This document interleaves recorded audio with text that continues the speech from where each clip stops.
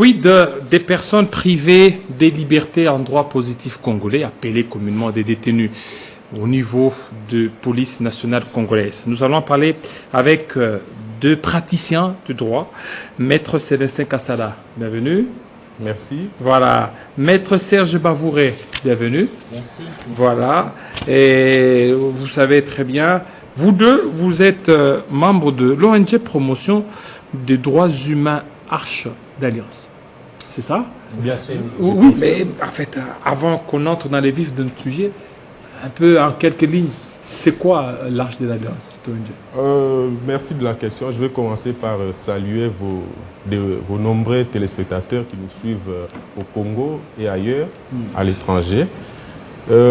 Pour répondre à la question, Arche d'Alliance est une organisation de la société civile qui a été créée en 1997, 97 comme disent les Belges, dans le sud Kivu. Et donc c'est là que l'ONG Arche d'Alliance a vu le jour.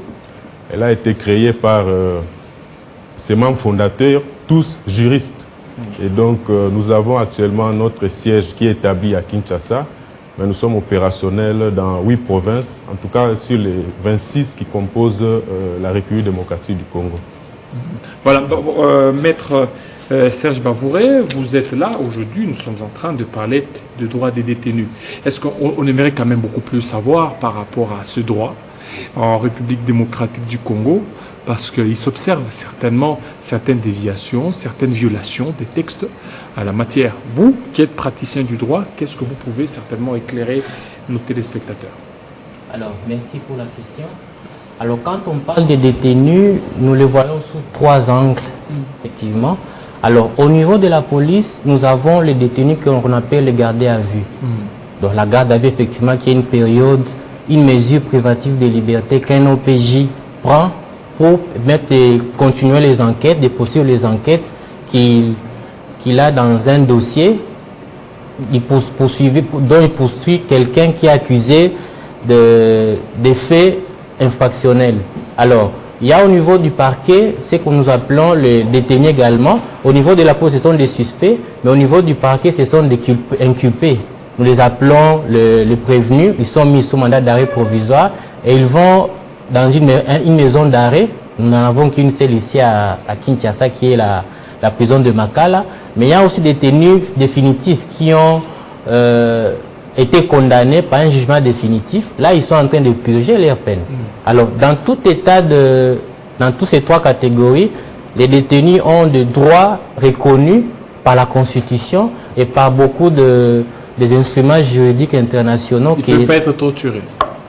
Non seulement être torturés, mais ils ont droit à ne pas être soumis à des peines, à des traitements cruels, inhumains, dégradants. Ils ne peuvent pas être... ils ont droit à l'accès à leur famille, ils ont droit à la communication, aux soins médicaux, ils ont droit de connaître les faits dont ils sont reprochés.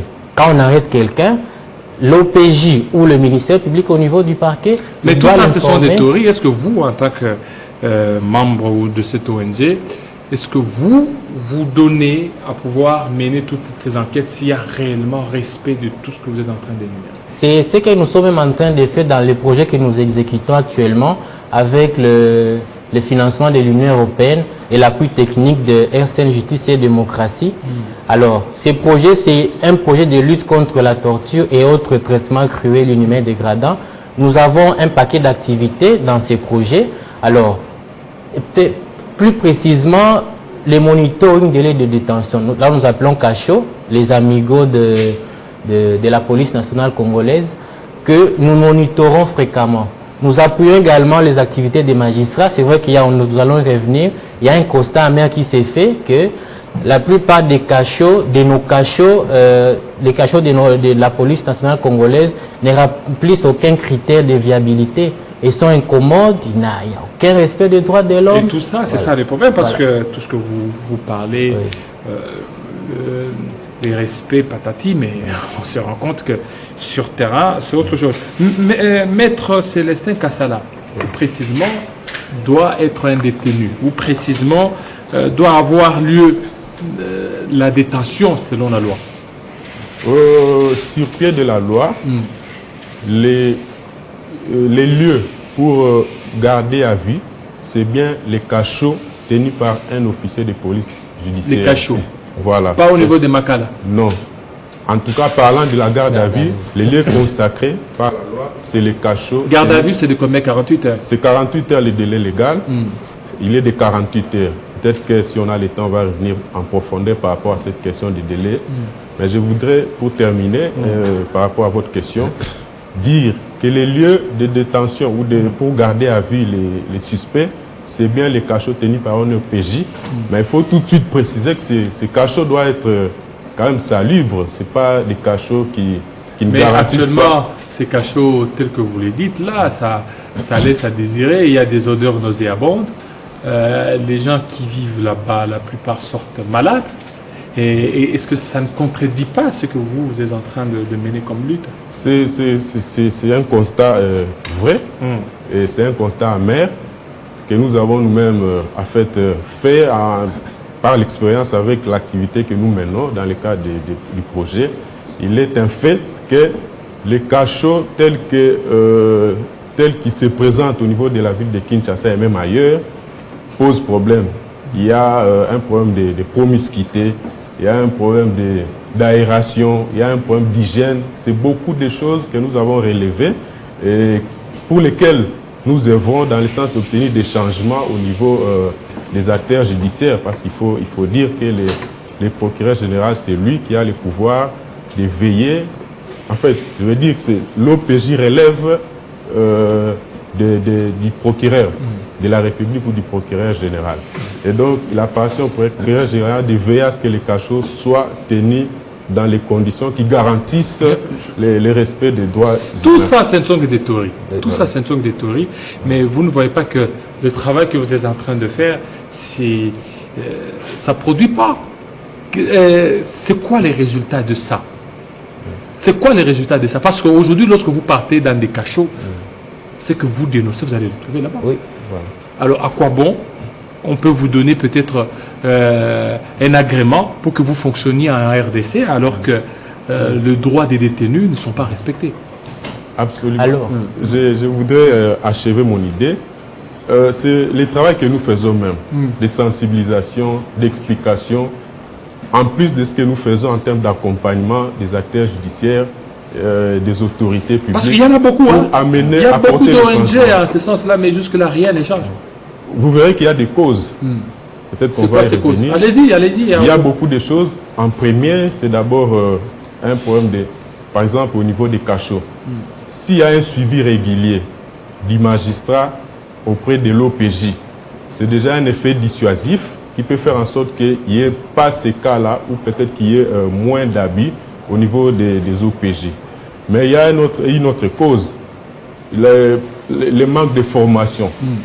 Les OPJ, pour la plupart, c'est des agents qui ne sont pas assez formés sur le travail qu'ils sont amenés à faire au regard de la loi.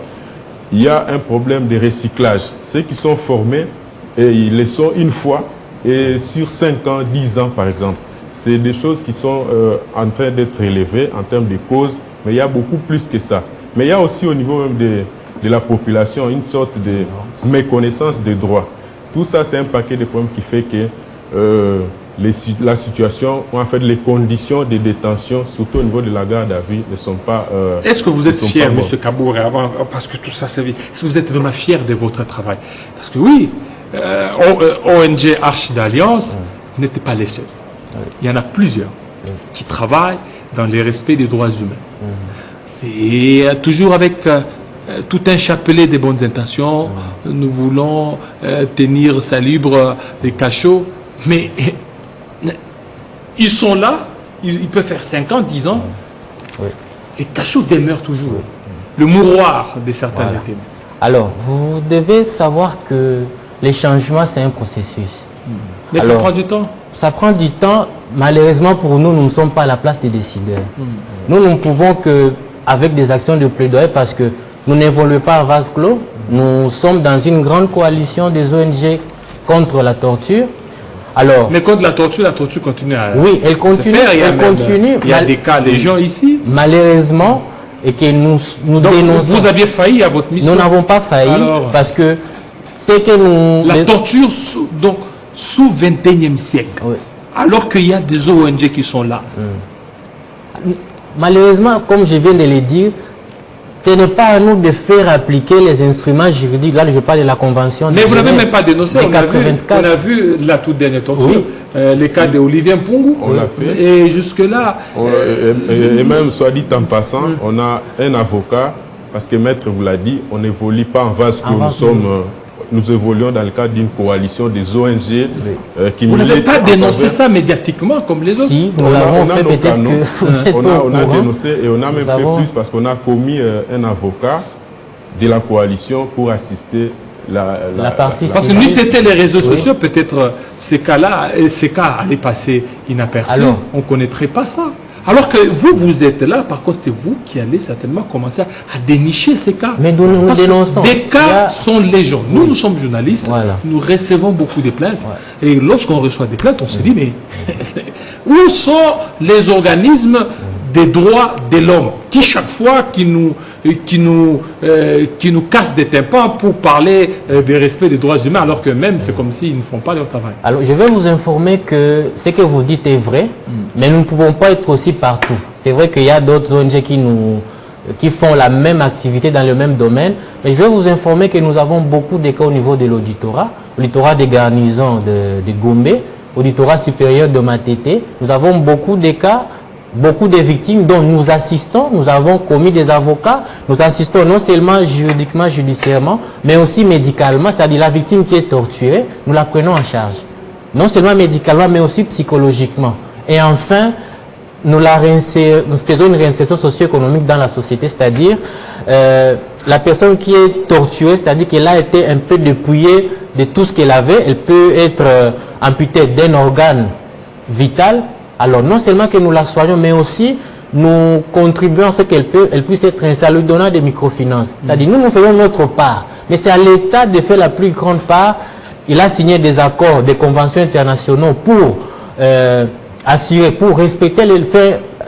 le respect des droits de l'homme, mais malheureusement nous voyons que l'État dans sa globalité, là ce n'est pas seulement le président de la République, mais il y a aussi des ministres sectoriels de l'intérieur, défense, droits humains, justice. C'est à eux de faire leur part des choses, des responsabilités, leur part des tâches. Nous faisons des actions de plaidoyer, comme vous dites, qu'est-ce que vous faites? Nous faisons des actions de plaidoyer envers ces autorités étatiques. Nous les disons, voilà, dans des cachots, selon nos rapports, selon nos monitoring, dans tel cachot, on dépasse toujours les délais de 48 heures. Dans tel cachot, on commet toujours des actes de torture, autres mauvais traitements.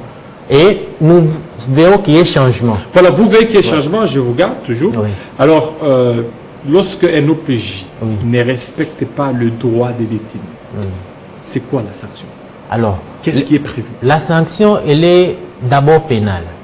Parce qu'il y a au niveau de l'article 67 de la loi pénale, un OPJ qui détient un détenu au-delà de 48 heures commet la détention illégale. Parce qu'au-delà de 48 heures de la garde à vue, il doit soit libérer le gardé à vue ou soit transférer le dossier au parquet pour disposition et compétence.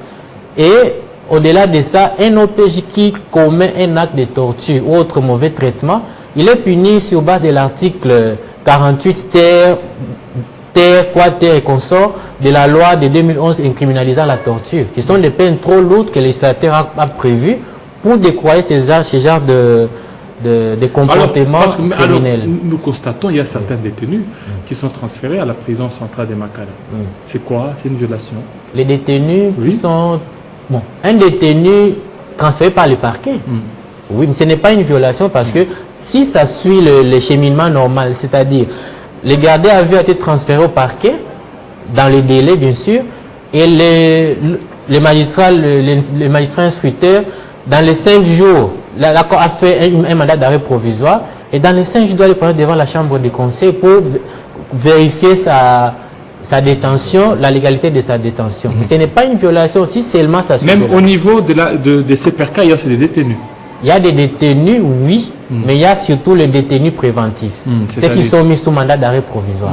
C'est-à-dire au niveau du parquet, pour permettre au magistrat de continuer ses enquêtes, le magistrat peut et quand il y a les motifs raisonnables de culpabilité de Mais l'inculpé. quand est-ce qu'il devient prévenu? Il devient prévenu quand il est présenté devant le tribunal. Quand le magistrat, au bout de ses enquêtes, il fait une requête aux fins de fixation au niveau du tribunal, là, le détenu, il devient maintenant prévenu. Là, il est maintenant devant le juge pour maintenant dire le droit par rapport aux infractions que lui, le ministère public, va requérir. Voilà. Alors, bon, est-ce que vous avez ajouté par rapport à ce qu'il a dit? En fait, pour revenir un peu sur la question qui concerne la dénonciation, Okay. les dénonciations, je voulais ajouter, en fait, la dénonciation, c'est en aval, en aval. Mais en amont, il y a le travail, il faut travailler sur les causes. Parce qu'on dénonce, oui, on le fait déjà suffisamment. Mais si on ne travaille pas les causes, les mêmes problèmes vont revenir. Et c'est comme ça que nous disons, pour travailler sur les causes, il faut sensibiliser, il faut former les OPJ qui doivent connaître les droits des personnes gardées à vie.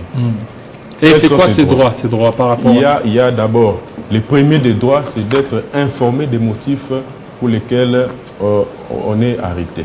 Ça, c'est les réflexes qui doivent caractériser tout. Et lorsque un OPJ parvenait à arrêter quelqu'un, il doit avoir aussi un mandat. Bon, en fait, c'est selon les cas. En cas de flagrance, par exemple, il n'est pas nécessaire qu'il soit muni d'un mandat. Mais les mandats, il ne les délivre pas, il l'obtient du procureur dont il relève. Mais ce que je voulais ajouter, c'est que informer des motifs, il y a un droit subséquent qui vient. Il faut que la personne gardée à vie, qu'on appelle à ce stade suspect, parce qu'à ce stade, comparativement au prévenu c'est au niveau du tribunal, mais au niveau de la garde à vie, on parle des suspects. Alors, les suspects a le droit de se faire assister par un avocat de son choix, conseil soit-il. Et donc, à tous les stades de la procédure. Donc, on ne peut pas les priver d'avoir un avocat. Non, non, non. Ici, la particularité avec la Constitution de 2018, c'est qu'on a en fait consacré l'assistance juridique à tous les stades de la procédure préjuridictionnelle, y compris au niveau de ce qu'on appelle ici des cachots, des services spéciaux et consorts. Et donc on ne peut pas priver à un suspect de se faire assister par un conseil de son choix. Mais il faut aussi laisser le libre choix au suspect d'entrer en contact avec sa famille. De communiquer avec sa famille. Mais dès lors qu'il est là et que vous l'arrachez son téléphone, comment il va communiquer? Parce que quand vous êtes là, on vous arrache tout. Vous arrachez le téléphone, on vous arrache et vous êtes là, vous êtes injoignable. C'est vraiment ça même les problèmes, la problématique. Donc c'est un problème de connaissance des droits. Et là, c'est l'axe, en fait, les pivots au niveau de cette problématique, c'est trouver l'OPJ qu'il faut former sur les droits. Parce que si on ne connaît pas les droits des personnes privées de liberté, on ne va pas laisser les prévenus ou les suspects jouir de ces droits-là ou se prévaloir de ces droits. C'est comme ça que nous disons qu'il faut un travail de sensibilisation. Mais quand vous les laissez causer, et puis, c'est quoi la différence entre celui-là qui vous laissez tout et celui-là qui n'est pas arrêté? Parce qu'il faut qu'il sente qu'il est arrêté pour un fait et que lorsqu'on essaie un peu de restreindre même sa communication, de restreindre d'entrer en contact avec certaines personnes, ça a aussi un effet psychologique sur les suspects ou les détenus. C'est justement ça les abus, parce qu'à ce stade... C'est un abus, ça aussi? Oui, parce que vous connaissez les principes, les présomptions d'innocence, jusqu'à ce que sa culpabilité ait été établie par un juge. Et donc, à ce stade, il est encore suspect. Et déjà, le fait de mettre la main sur lui, le priver de sa liberté plutôt des mouvements, retour et tout ça, c'est déjà suffisant. Alors pourquoi interdire à quelqu'un de communiquer si déjà vous avez le contrôle sur lui, sur ses mouvements? Il ne peut pas sortir, il est à votre disposition. Il peut communiquer sous votre surveillance avec sa famille, ne serait-ce qu'informer de sa situation. Parce que sinon, comment il va se faire assister? Sinon, comment il va se faire nourrir? Sinon, il y a un paquet de droits dont il peut se prévaloir, mais qui peuvent être apportés par sa famille. Et donc, si la famille n'est pas informée, ça pose un problème. Voilà, ça pose un problème. Mais non, pour mettre fin à ça, Maître Kavouré. Voilà, Bavouré, voilà. Je m'excuse d'avoir aussi massacré votre nom. Le fait de massacrer votre nom, c'est aussi une infraction pour ça? Bon, je pense. Hein? Droit au nom. Hein? Non, moi, je pense Et pas. voilà, effectivement. Alors, comment mettre fin aux violations des droits des détenus dans divers cachots ou dans divers endroits? Alors, la première des choses, c'est, comme l'a dit M. Célestin, mon collègue, c'est de procéder à la formation parce que les nouveaux OPJ nouvellement recrutés ne sont pas formés. C'est quelqu'un, commissaire, ah, toi, tu as diplômé d'État, oui, allez, assis-toi là-bas, prends la chaise, prends les cahiers, commence à auditionner. Il n'y a pas de formation.